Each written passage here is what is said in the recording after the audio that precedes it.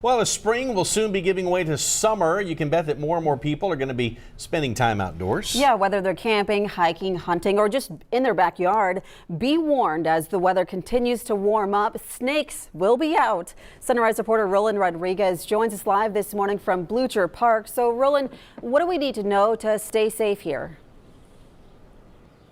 Good morning, guys, and good morning, South Texas. Snake experts say when you come across a snake, the number one rule is simple: just leave it alone.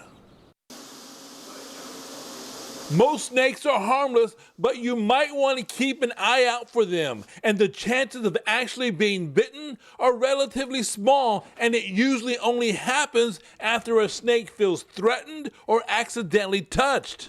So one common thing we see is these snakes starting to show up in residential areas.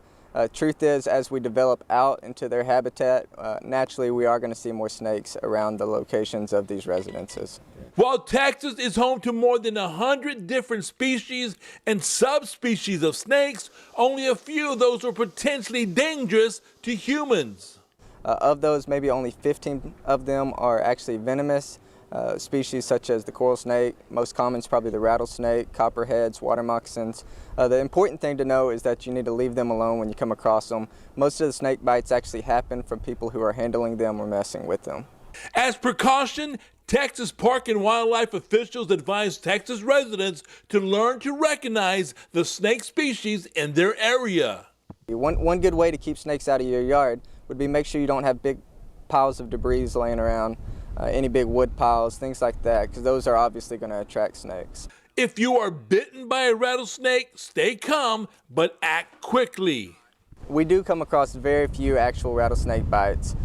If you do happen to get bit, an important thing is to remain calm, take off any jewelry or rings or anything like that might be an issue when the swelling starts, and obviously call 911 and go to a professional.